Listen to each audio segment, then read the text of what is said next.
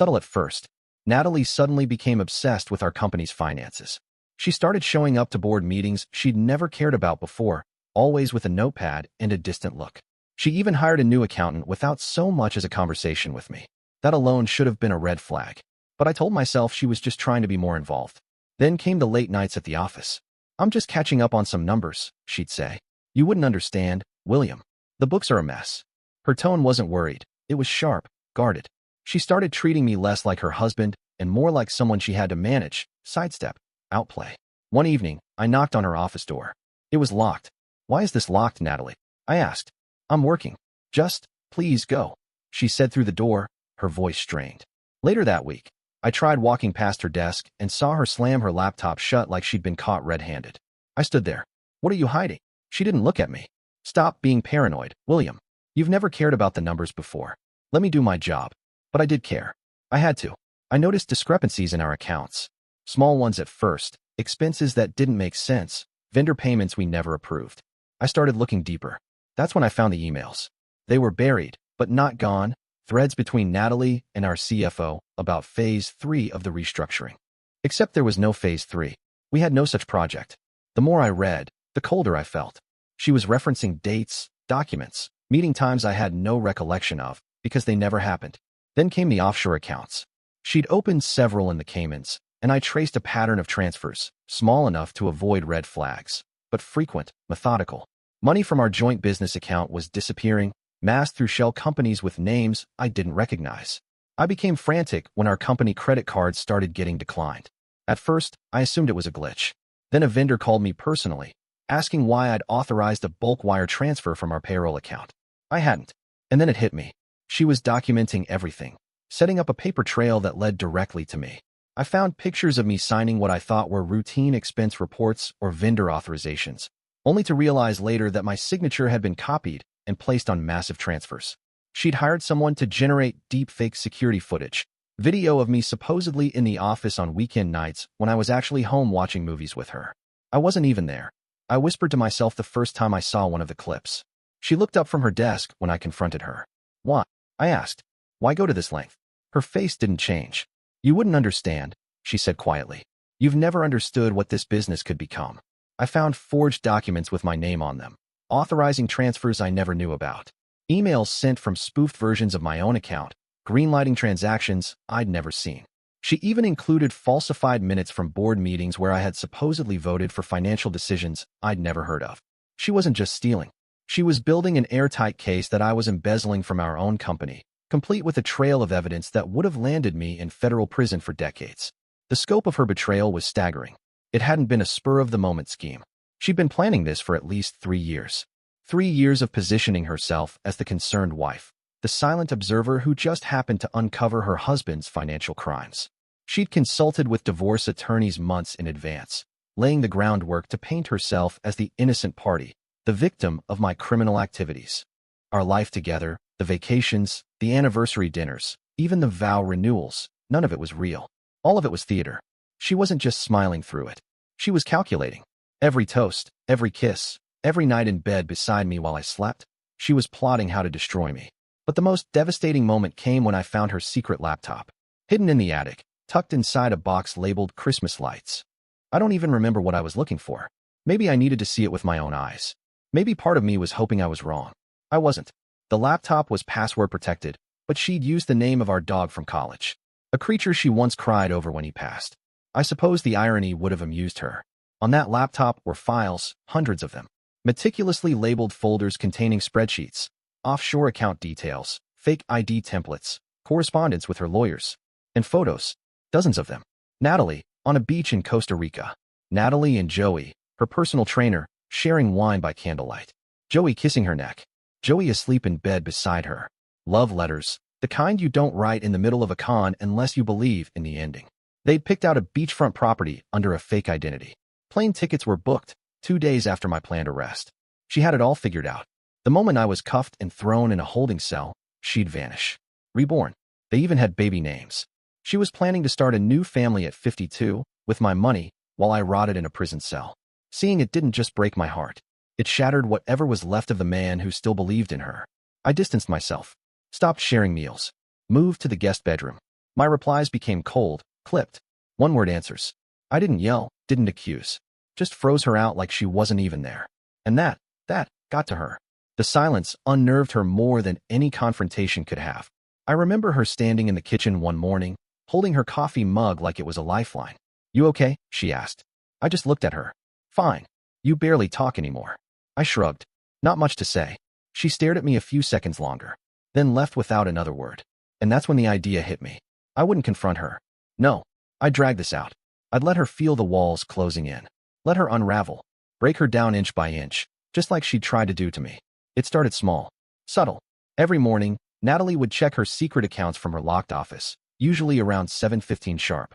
Like clockwork. So I began adjusting things. I moved her coffee mug half an inch to the left.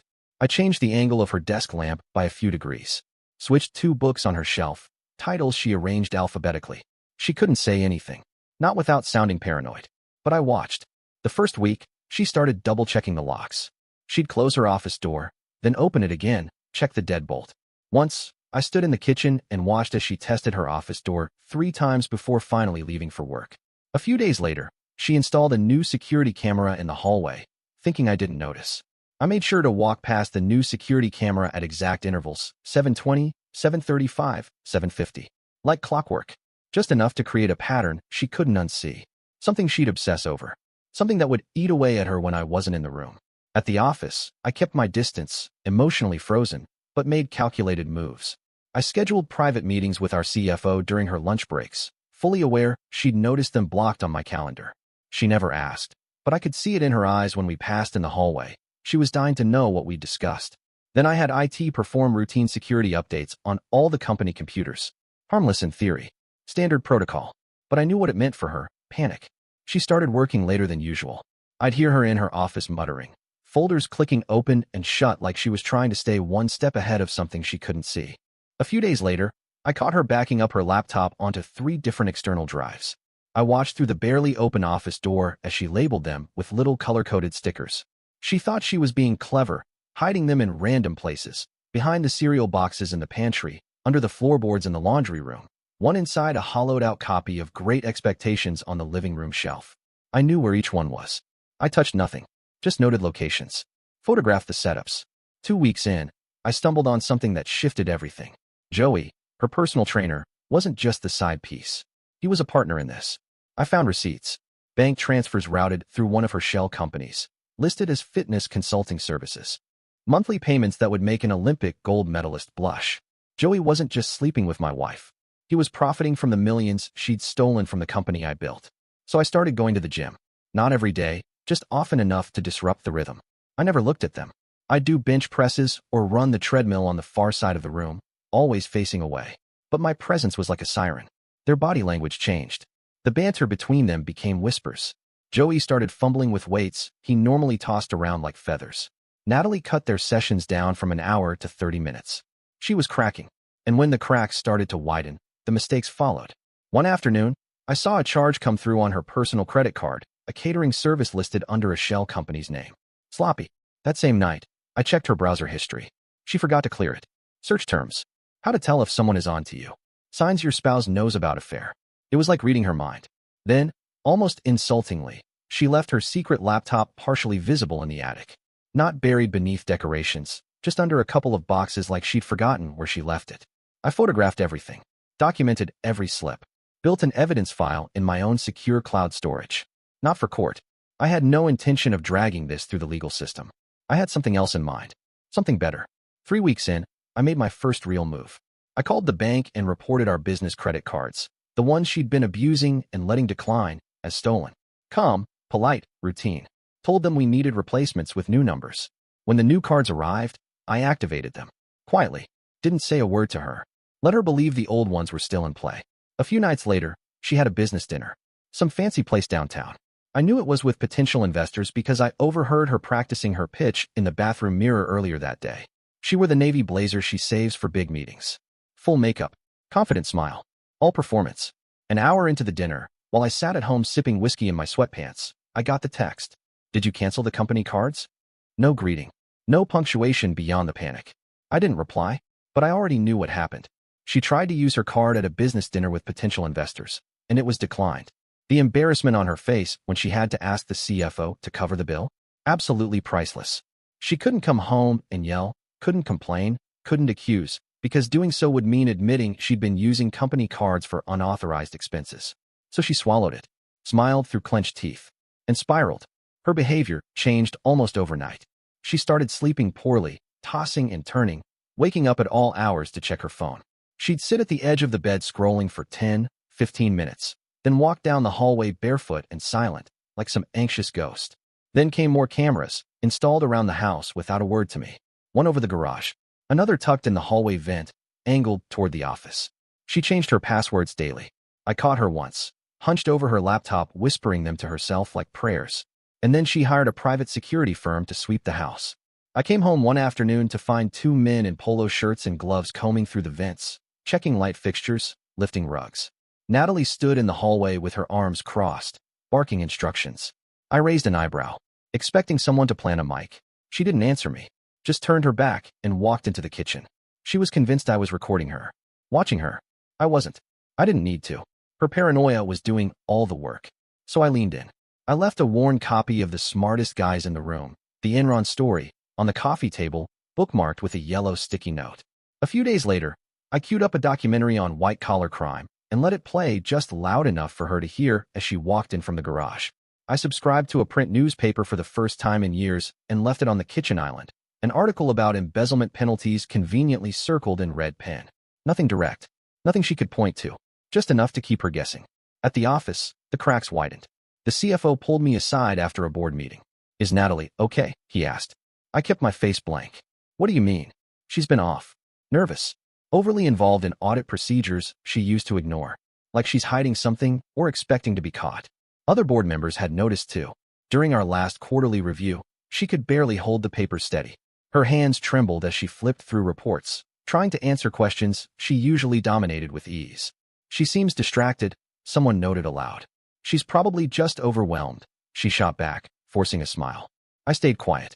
Let her sweat. 1 month into my plan, I uncovered something that confirmed what I suspected all along. She was planning to run. The plane tickets to Costa Rica? Originally 2 months away, now booked for 3 weeks out. She was getting scared. She knew something was wrong, and she was ready to bolt. But she couldn't leave. Not yet. Not without the final transfers. The ones that required my real signature. The ones that would make her entire setup against me airtight. So she tried a different approach. She seduced me. Or at least, she tried to. It started with dinner. I came home to the smell of rosemary and garlic, my favorite roast chicken. The table was set, candles lit. She was wearing the navy blue dress I'd bought her for our 10th anniversary. "Thought we could talk," she said, voice soft. "I made your favorite." I sat, ate in silence. She poured wine, touched my hand across the table. "Maybe we've both made mistakes," she said, eyes searching. "But I think we can fix things. If we work together. Like before." I didn't answer. When I finished eating, I stood, took my glass, and walked to the guest room without saying a word. Her face crumbled. She knew I knew something, but not what, or how much. That was the part that drove her mad. Joey, on the other hand, started to crack faster than I anticipated.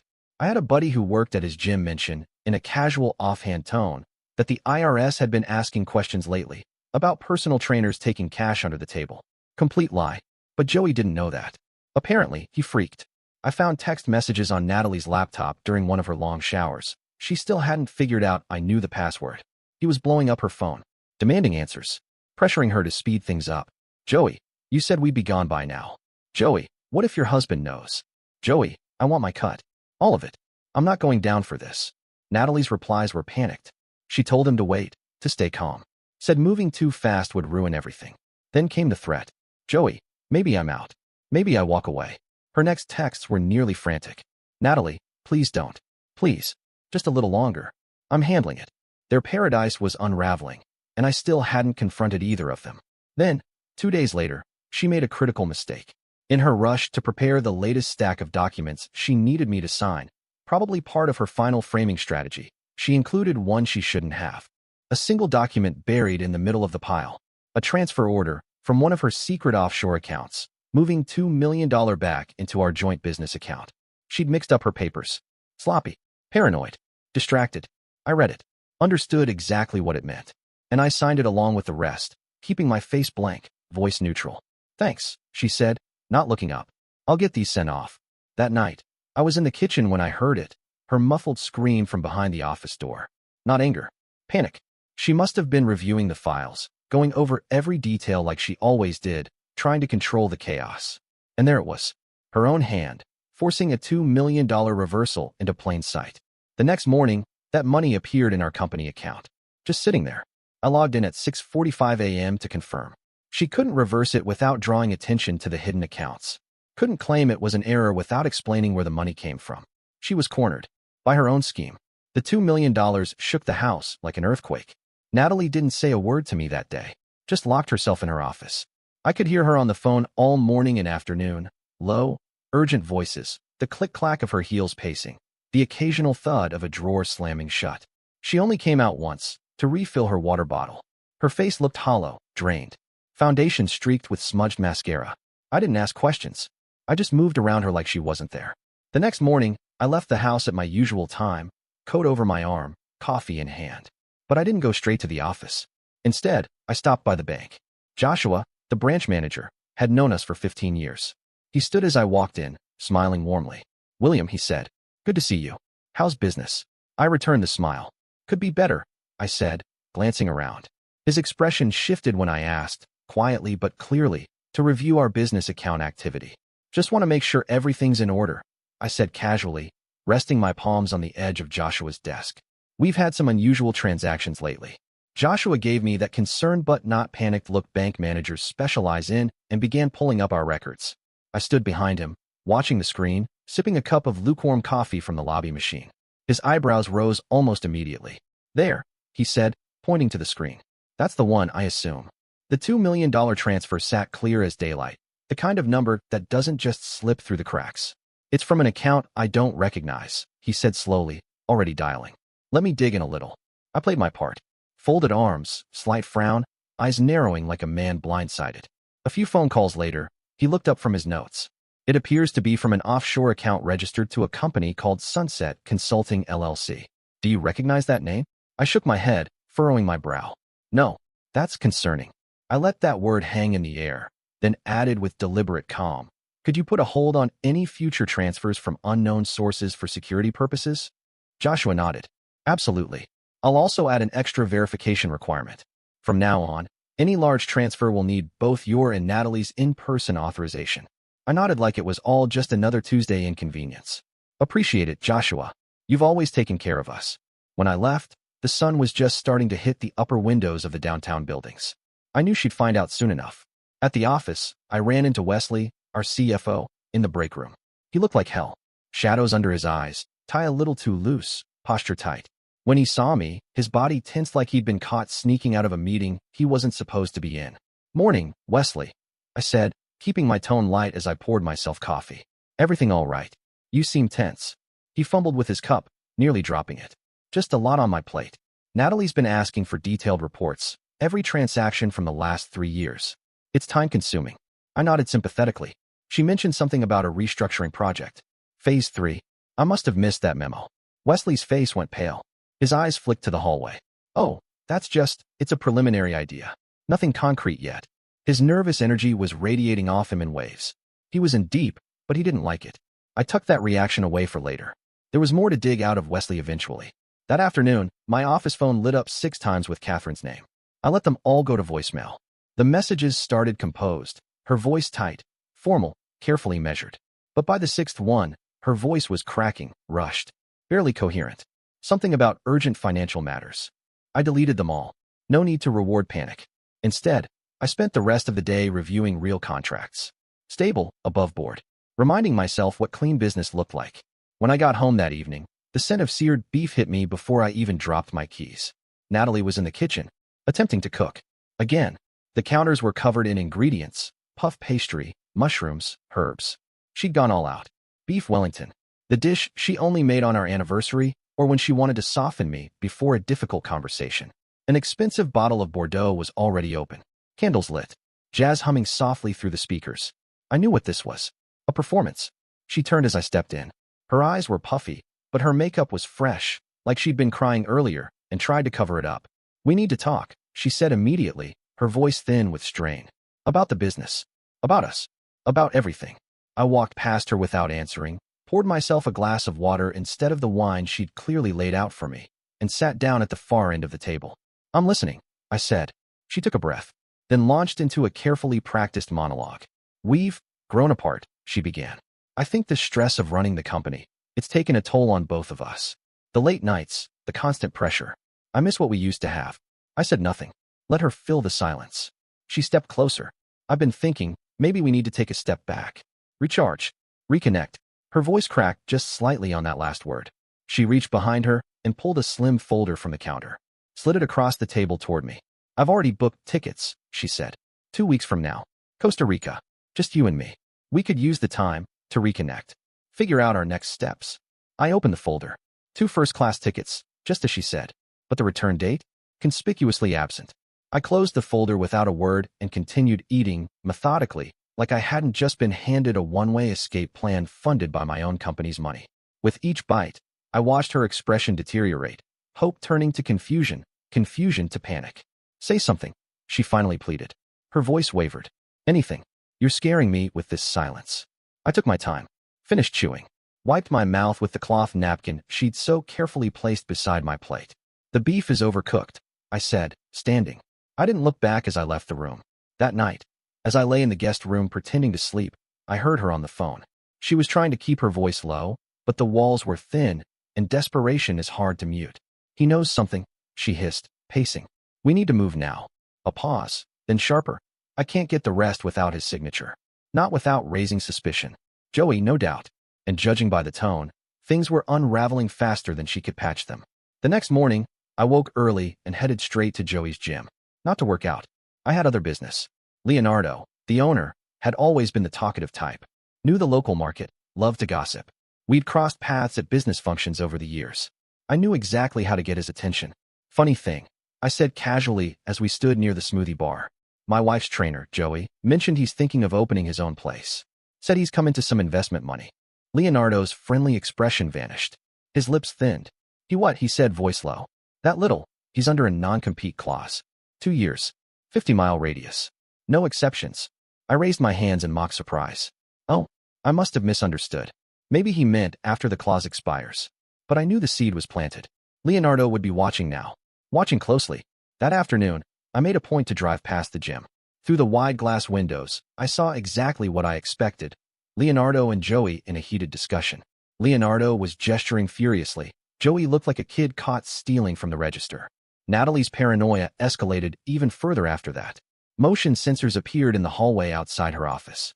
She started carrying her laptop everywhere. Kitchen, bathroom, even out to get the mail. She changed the locks again. This time to an electronic keypad system. High-end. Overkill. I responded by being aggressively normal. I resumed eating breakfast in the kitchen. I read the paper. Commented on the weather. Supposed to rain tomorrow. I said one morning, flipping a page. That'll be good for the garden. She jumped slightly at my voice. I kept it up. Asked about her day. Mentioned something benign from the office. A funny memo. A printer jam. And that unsettled her more than my silence ever had. 3 days after the $2 million transfer, she tried a new approach. She came to my office, my space, accompanied by Wesley, who looked like he'd rather be anywhere else. We just need a few quick signatures, she said with a too bright smile. Routine stuff. Just updating some account authorizations. Her voice was polished, but her eyes were glassy. Too wide. I took the stack without a word, flipped open the first page, and began reading, line by line, carefully, while they waited. Hidden among the legitimate paperwork were 2 documents, thin, innocuous-looking, but lethal, buried just deep enough to seem routine. They would have granted Natalie sole authority over our international accounts. I read them twice, front and back, before setting them aside. These need legal review, I said, tapping the pages with my pen. I'll have our attorney look at them next week. Natalie's jaw tightened. Her smile didn't crack, but her voice did. They're time-sensitive, she said quickly. We could lose important opportunities if we delay. Then we lose opportunities. I replied flatly, meeting her eyes. I don't sign anything without proper review anymore. New policy. Wesley shifted beside her, visibly sweating. He didn't say a word. Didn't need to. He knew. Those documents were critical to whatever version of the plan was still holding together by thread and tape. Without my signature, Natalie couldn't move the remaining money. Not without exposing everything. That night, I found more evidence of her unraveling. She'd been researching forged signature techniques, dark web forums, tutorials. She'd even bookmarked a 4chan thread titled Making Your Signature Match, Legal Gray Areas. She'd ordered pens, ink, specialty parchment, materials used for executive-level forgery, amateur hour. And the best part? She had them shipped to our home. Not a P.O. box, not a safe drop site. I intercepted the package the next day, opened it in the garage, removed the contents, pins with pressure-sensitive nibs, archival-grade signature paper, a fingerprint smudge kit, and replaced them with a bundle of boring, generic office supplies. Post-it notes, paper clips, a Sharpie that barely worked. Then I resealed it, dropped it on her desk like I hadn't even noticed. Meanwhile, Joey was being squeezed from every side. Leonardo had cut his hours at the gym, citing performance concerns. The fake IRS story I planted was still haunting him. He kept Googling unreported cash income jail time from what I could tell by the open tabs on Natalie's browser. He was losing sleep, and Natalie's panic wasn't helping. She was demanding patience, even as her own timeline collapsed. So I tightened the noose. I hired a private investigator. Not to actually investigate Natalie. I didn't need that. I already knew everything. No, this was for her benefit. A little performance. I met with the investigator, an old actor friend, at a coffee shop 2 blocks from our office. I made sure she saw us. I even timed it to coincide with her usual mid-morning Starbucks run. I leaned in close, nodded gravely. My friend wore a tailored suit, carried a leather folder, sipped black coffee like it was arsenic. Natalie walked by once, then again 10 minutes later. By that afternoon, she was in full defensive mode. She checked her car 3 times that evening, used a flashlight to look beneath the bumper.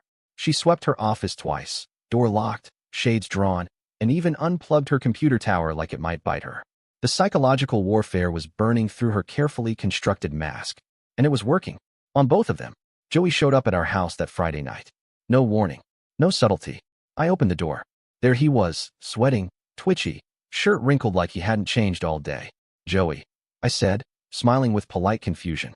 Bit late for a training session, isn't it? He blinked, caught off guard. I left my gym bag here. I think. Did you? I said, tilting my head. Natalie's in her office. Should I get her? He hesitated. Yeah, that'd be great. I turned and walked slowly, deliberately slow, down the hall. Natalie, I called. Joey's here. Says he left something. I stayed close. Leaned against the hallway wall just outside the door as they spoke. No closed doors tonight. Whatever he wanted to say, he couldn't. Not with me 5 feet away. 5 minutes later, he left. No gym bag in hand. Just the same wild-eyed panic he arrived with, only deeper now. More agitated than when he'd arrived. Natalie's mistakes multiplied. She slipped up badly. An email, meant for Joey, wound up in our company's general inbox. I was in the office early, as usual, caffeine in hand, sorting through our incoming communications, when I saw it. A message with no subject line, addressed simply to Jay. Curious. I opened it. And there it was. Clear, damning, detailed. Language like phase-out timeline, wire transfer completion, and worst of all, specific dollar amounts that perfectly matched the missing funds we'd been tracking. My stomach tightened. Not from surprise, just from how carelessly she'd let the mask slip. I could have forwarded it to the board, to our legal team, to the bank. But no, that's not how this game ends. Not yet. Instead, I printed it. Just one clean, unmarked sheet of truth. That night, after she went to bed and shut her door, I walked in, silent as breath. No note. No confrontation. Just the printed email, placed squarely on her pillow. I waited in the hallway, brushing my teeth, when I heard it. A gasp. Loud. Genuine. Then rustling. Followed by frantic tearing. Paper shredding. I walked to the guest room and turned out the light. The next day, she outdid herself. At the quarterly board meeting, ironically one she insisted on hosting in person, she brought the wrong laptop. In her frantic double-life juggling act, she'd lost track. She opened it up, projected the screen to the boardroom TV, and there it was. A spreadsheet, bright and clear, documenting the real financials. Multiple account entries. Offshore transfers. One tab, even labeled Sunset Consulting. She realized it a second too late. The file stayed open for maybe 6 seconds. But that's all it took. Chelsea, a senior board member with a background in forensic accounting, caught the glimpse. I saw her tilt her head, squint, frown. Natalie slammed the laptop shut, her laugh brittle. Wrong file. Sorry, that's just preliminary modeling. After the meeting, Chelsea approached me in the hallway. William, she said gently, is everything all right with the company's finances? I noticed some unusual accounts on Natalie's screen. I kept my face calm, slightly amused. Oh, that. We're exploring a new investment strategy. Just some trial data. Nothing finalized. She smiled, but I could see the wheels turning behind her eyes. She didn't buy it. Not entirely. And now she'd be watching, which meant another set of eyes on Natalie. Another thread tightening around her throat. Meanwhile, Wesley was falling apart. I barely saw him in the office anymore. He started calling in sick, avoiding meetings, leaving spreadsheets half done. Natalie couldn't get him on the phone, let alone in person. Without her inside man, the gears of her plan began to grind and stutter. Her carefully constructed framework started to sag under its own weight. And Joey? He'd gone from nervous to reckless. The gym cut his hours. Performance issues, Leonardo said. Probably a combination of exhaustion and paranoia. The fake IRS story was still echoing in his brain. He started showing up at her legitimate office, not bothering to disguise it. Calling her during business hours, shouting on the phone loud enough to turn heads. Their discretion was officially dead. I watched it all unfold without lifting a finger. But behind the scenes, I was far from passive. I maintained my psychological campaign, adding new elements daily. I subscribed Natalie to every fraud prevention newsletter I could find. 10 red flags in embezzlement cases.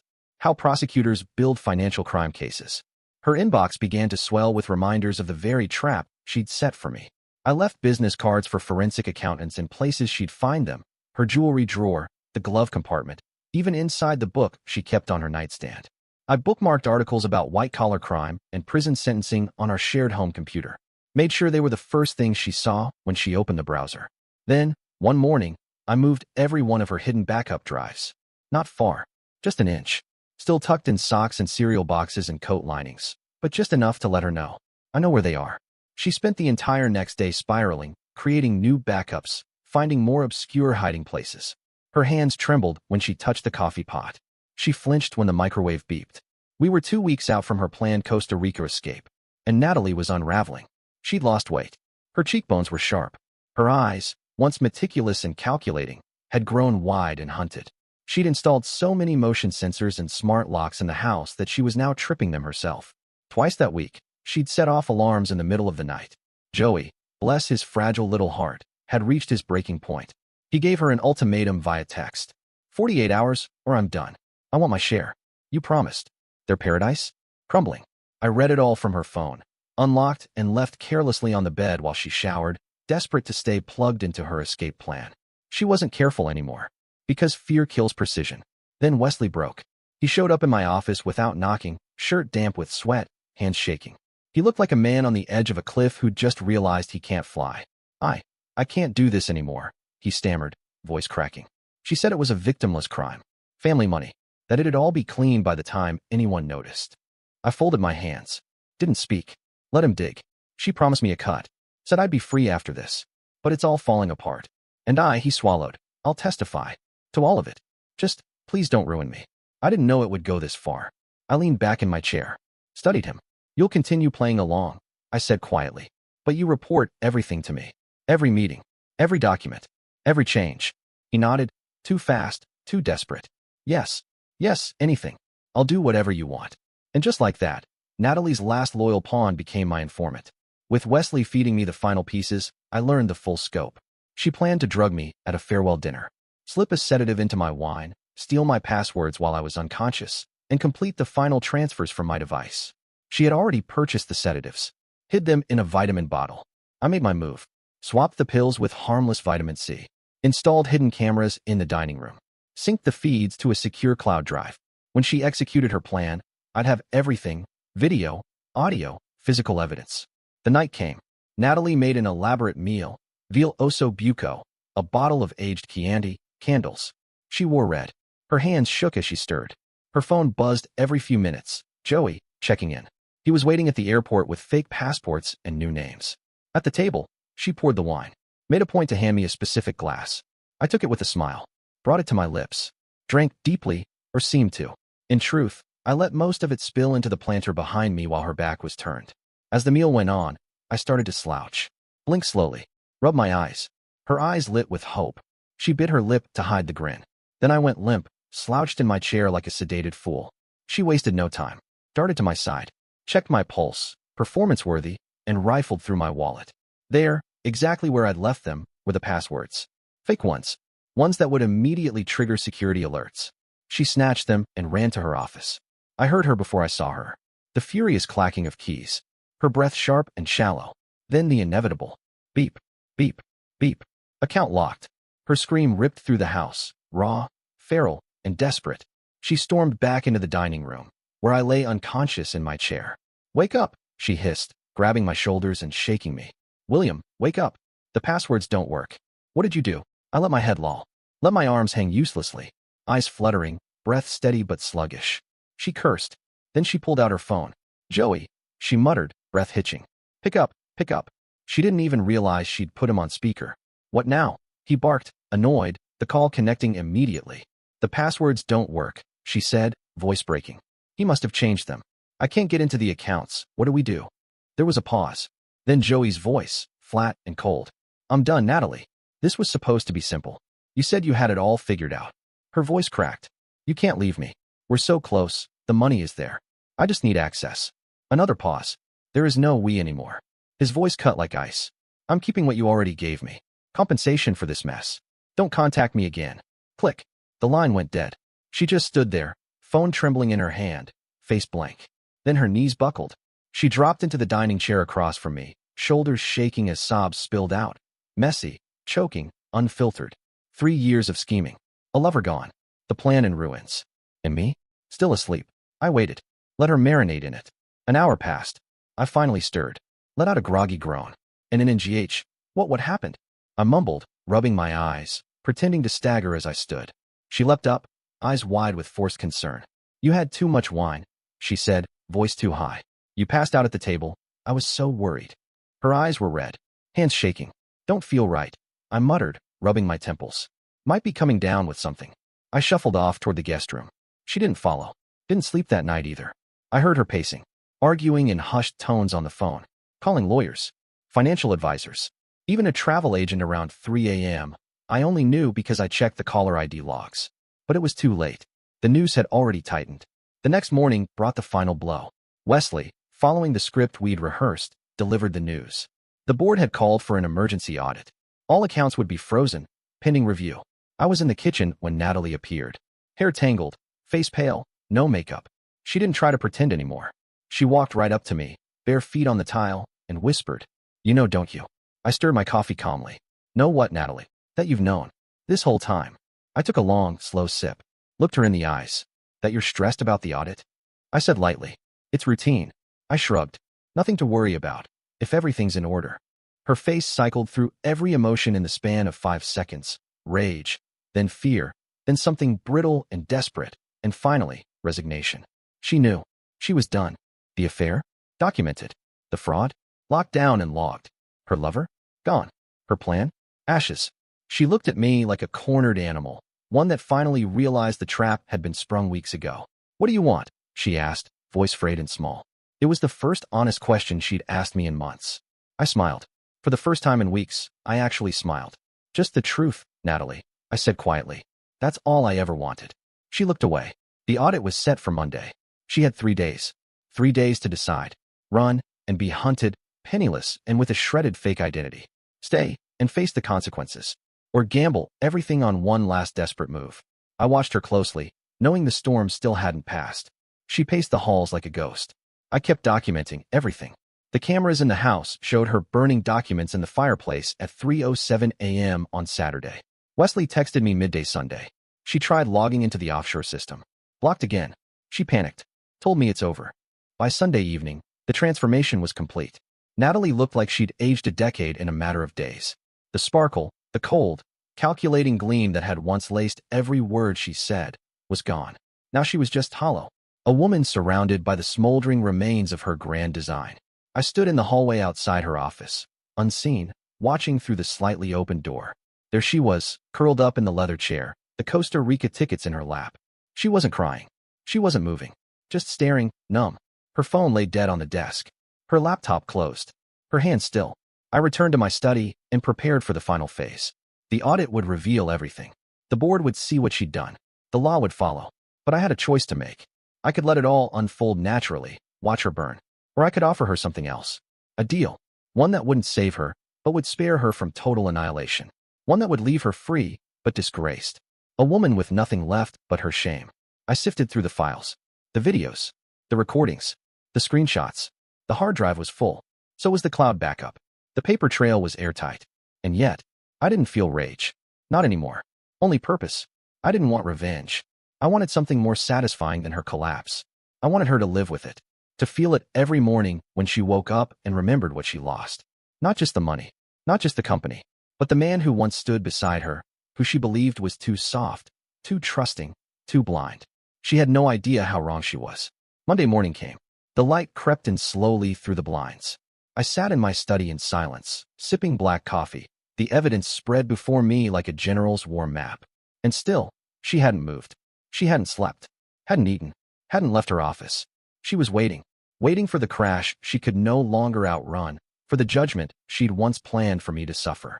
Her carefully constructed house of cards, shell companies, doctored documents, forged love, was already tumbling down. All that remained was the final collapse. I dressed carefully that morning. Not for the audit, not for the board, for the theater of it. Navy suit, crisp white shirt, gold cufflinks she gave me on our 5th anniversary when I still believed in us. Today would be the end of a long and bitter game. Justice, not with fury or fists, but with precision. With quiet, undeniable evidence. The same precision she'd tried to use to ruin me. When I stepped into the kitchen at 5 a.m., the sky outside was as overcast as the silence inside our home. Natalie sat at the table, surrounded by shredded paper and the stench of stale coffee. Her laptop screen glowed with the cold blue of a login page, locked, like everything else she'd once controlled. I poured myself a glass of orange juice. Sat across from her. She looked up slowly. Her face was bare, no makeup, no mask. Just tired eyes. Bloodshot. Hollow. For the first time since I'd known her, she looked defeated. The audit team arrives at 9, I said, keeping my voice light, casual. Chelsea called yesterday. She's bringing 2 external accountants. Her fingers twitched. She closed the laptop with a snap, but her hands trembled.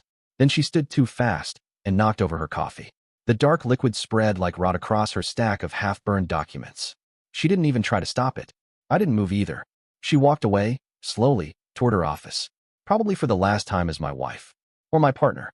Through the doorway, I saw her yanking open drawers, stuffing USBs and files into bags, into folders, into her purse. Still clinging to the illusion she could control any of this. Still fighting a war she'd already lost. At exactly 7 a.m., the doorbell rang. Wesley. Natalie answered it. I heard her gasp, just a sharp inhale, but it said everything. He looked terrible. His shirt was rumpled. Tie missing. Deep bags under his eyes. His stubble was several days past professional.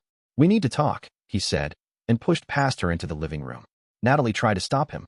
I stayed seated in the kitchen, reading emails that didn't matter, pretending not to listen while hearing every word. I can't do this anymore, Wesley said. His voice cracked like glass.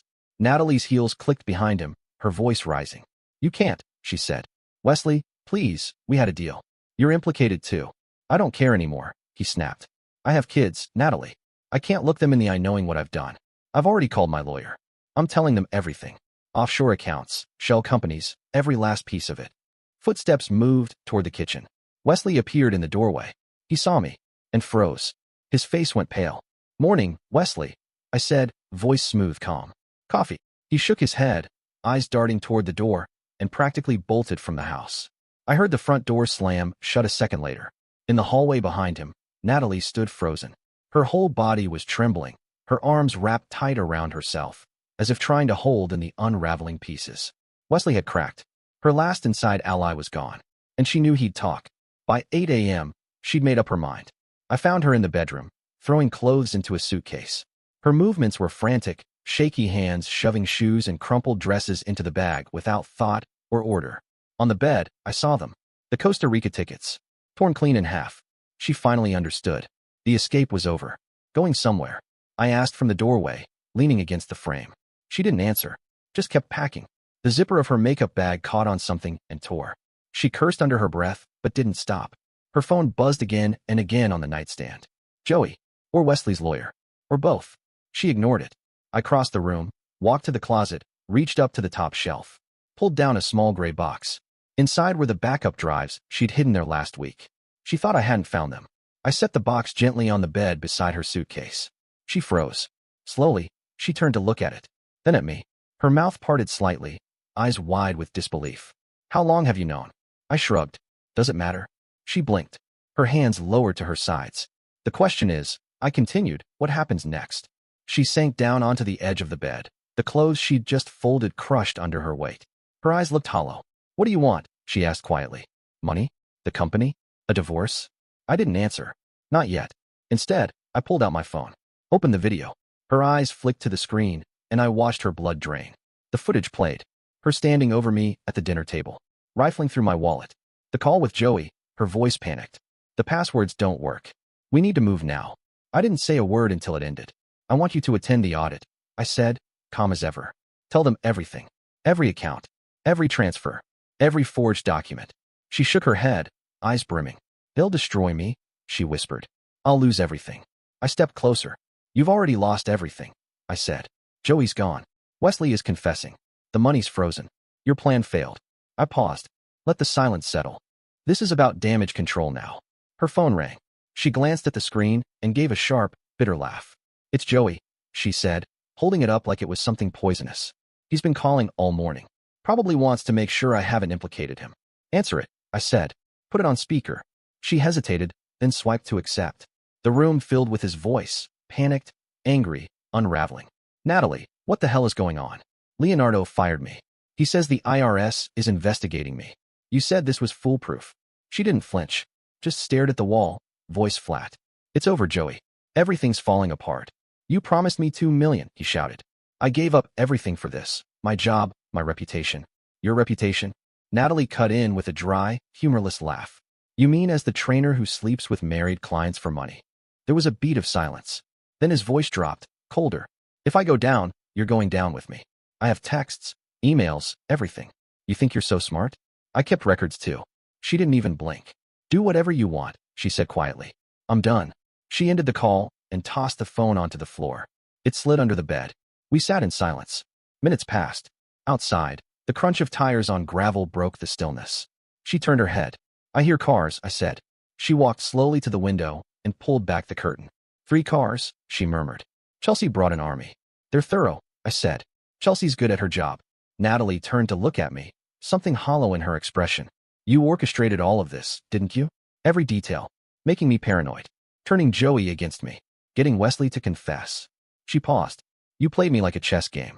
I met her eyes. You played yourself. I just made sure you knew I was watching. The doorbell rang. She exhaled slowly, smoothing her wrinkled blouse, fingers moving through her tangled hair. The gesture was automatic, pointless. I suppose there's no point in pretending anymore. We walked to the door together. Chelsea stood on the porch, sharp and professional in a tailored blazer, her expression cool but concerned. Beside her were 2 external accountants, briefcases in one hand, laptops in the other. Behind them, to my quiet satisfaction, stood Joshua from the bank, adjusting his tie. Good morning, Chelsea said, her voice crisp. We're here for the audit. I've asked Joshua to join us, given the unusual transfers he reported. Natalie stepped aside to let them in. The office is this way, she said, voice low. I'll get you whatever you need. As they filed past, Joshua caught my eye. I gave him a small nod, silent thanks for the role he'd played in freezing the accounts. Natalie still didn't know he'd been working with me behind the scenes. The audit team settled in at the dining room table, transforming it into a command center. Laptops opened, folders fanned out, phones and notepads at the ready. Natalie sat at one end, her posture small, shoulders caved in. I took my place at the opposite end, close enough to hear everything, far enough to make a point. Chelsea started methodically. Let's begin with a breakdown of your company's current structure, she said, fingers poised over her keyboard. Natalie answered with minimal hesitation. She knew this part. But Chelsea didn't waste time before shifting the tone.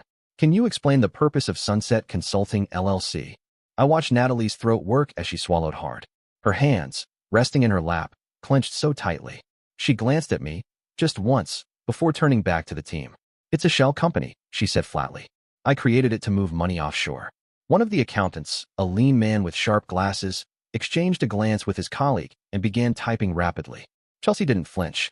How much money are we talking about? Natalie exhaled. $8 million, she said. Over 3 years. Hidden through 7 shell companies and 4 offshore accounts. Joshua opened a folder and slid out a set of printed records. We've frozen all associated accounts as of Friday, he said. The $2 million that was transferred back is secured. But the rest? It's in the Cayman Islands, Natalie finished for him. Account numbers are in my office safe. I'll give you the combination. And for the next 3 hours, She spilled everything. The schemes. The forged documents. How she photographed me signing real contracts, then used those images to forge my signature on fraudulent ones. How she deepfaked footage. How she created minutes from board meetings that never happened. Her voice grew hoarse from the sheer volume of it. Confession as catharsis, or maybe resignation. I didn't speak. I didn't need to. Every word she said confirmed what I already knew, and every detail she offered dug the hole deeper. Around noon, the door opened again. Wesley walked in with his attorney, face drawn but eyes alert. When he saw Natalie already talking, already unraveling their plan, I saw something strange flicker across his face, relief. He slid into a seat beside the auditors and began his part. She approached me 18 months ago, he said, voice rough but steady. Said it was a way to protect assets from potential lawsuits. I knew it was wrong, but she was persuasive. Promised me 10%. No one reacted. Chelsea just nodded, letting him continue. The truth, finally spoken, was more valuable than judgment. Joey's name came up more than once. Natalie explained how she funneled money to him through fake invoices, fitness consulting fees for services never rendered. How she used her affair as leverage to keep him silent, and then as a tool to build a new life. Chelsea made a quiet note. Joey Mendoza, she said aloud. We'll need to speak with him. But I knew they'd be too late. Joey was already gone. He was probably stuffing his gym bag with cash, deleting encrypted apps from his phone, erasing his footprints before he disappeared. Packing to leave town. By 2 p.m., the full scope of the fraud was laid bare. Chelsea shut her laptop with a heavy finality and looked at Natalie like she was something rotten discovered under a floorboard. This is extensive criminal fraud, she said, her voice tight, restrained. The board will meet tomorrow to decide on immediate actions. I recommend you retain a lawyer. Natalie gave a small, numb nod. She looked like she was sinking into her own skin. The audit team began packing up, cords wrapped, drives detached, files collected in neat, damning folders. I stood near the window as they moved about the room. The energy drained from everyone except Chelsea, who remained sharp, clinical. As she zipped her briefcase closed, she stepped quietly toward me. I'm sorry, she said, her voice dropping just for me. I know this must be devastating, but the company will survive. Natalie, she's finished. I nodded once. There wasn't much else to say. They left quietly, the front door clicking shut behind them like a punctuation mark. The silence that followed was immense. Natalie and I sat at opposite ends of the dining table where hours earlier, she'd unraveled 3 years of deceit. Now, she looked at me with hollow, broken eyes. What now, she asked. I reached beneath the table and pulled out the folder I'd prepared 3 days earlier, divorce papers, already filed. I slid them across to her. You'll sign these, I said. Transfer your shares of the company to me and leave. Today. She stared at the folder for a long time before reaching for it with shaking hands. Where will I go? She whispered. I stood. That's not my concern anymore, I said coldly. But I suggest somewhere far from here. The board will likely pursue criminal charges. She signed without opening the folder. Her signature was jagged, crooked, but legal. Then she stood, pressing the papers to her chest like she needed something to hold herself together. For what it's worth, she said, not looking at me, I'm sorry. Not for trying, but for failing. For hurting you. I said nothing. There wasn't anything left to say. She packed a single suitcase, just one, and left in her car an hour later. I watched from the upstairs window as she drove away, her entire life reduced to what she could fit into a trunk and the passenger seat. No goodbyes. No second glance. The house felt different without her. Lighter. Not peaceful. Not yet, but emptied of the rot. That evening, I called a locksmith. Changed every lock. Windows too. I wasn't taking chances. I also brought in a cleaning service to go through her office. Professional, discreet, efficient. They boxed up everything, separating what was clearly personal from what might be evidence. Among the things they found were more backup drives, additional forged documents, and something I hadn't expected, a journal. Detailed, meticulous, filled with her thoughts, timelines, projections. She'd documented her entire plan like it was a business strategy. Cold, clinical, proud. I boxed it all and sent it to Chelsea for the investigation. That night, Wesley sent an email resigning from the company. No ceremony, no farewell drinks. Just a flat message, effective immediately. I'll cooperate fully with the investigation. He'd testify, in exchange for leniency. And Joey? Joey disappeared like vapor. Leonardo from the gym told me he hadn't seen him since the audit. Said Joey had come in, cleared out his locker, and vanished. Didn't even collect his final paycheck. The next morning, the board convened an emergency meeting in the conference room Natalie once considered her stage. But this time, all eyes were on me. I presented everything, Organized, undeniable, lethal. The financial trail, the shell companies, the forged documents, the payments to Joey. And finally, the video. No one said a word as it played. The image of Natalie drugging my wine, then frantically whispering with her lover, sealed her fate. The vote was unanimous. The board agreed to pursue full criminal charges and permanently ban her from any future involvement with the company. Some of them looked ill, others angry. All were stunned. They'd once toasted with her at shareholder meetings, clapped when she pitched strategy. Now, they saw her for what she truly was. Within a week, the forensic accountants we'd brought in had tracked most of the stolen money. It was a mess, spread thin across shadowed accounts in the Caymans, Belize, Switzerland. The paper trail had been buried, but not beyond reach. The accounts were frozen pending legal action. It would take time, months, maybe even years, but the money wasn't lost. And that mattered. I resumed control of the company. Now, as its sole owner, there was an odd silence the first day back. Whispers in the halls. Shock lingering in every cubicle. But then something remarkable happened. My employees rallied. They didn't run. They didn't jump ship. They tightened their ranks, and for the first time in a long time, I felt like we were a team again. We hired a new CFO, Anna Cortez. Meticulous. Ethical. She came with glowing recommendations and a zero-tolerance policy for ambiguity. With her help, we implemented new systems, dual authorization on all transfers, quarterly audits, third-party compliance checks. I personally reviewed and signed every procedural reform. Trust had to be rebuilt from the ground up, and we did it, brick by brick. 3 weeks after Natalie left, I got a letter from her attorney. She was in Mexico, apparently trying to negotiate a plea deal in hopes of avoiding extradition. The letter was polite, carefully worded. She wanted to know if I'd testify on her behalf. Maybe recommend leniency. Said she'd made mistakes, but never meant to cause permanent harm. I didn't respond. I folded the letter once and dropped it into the trash. The house was too quiet at first. Her absence wasn't loud, it was heavy. I kept expecting footsteps on the stairs, the sound of her blender in the morning. But there was nothing.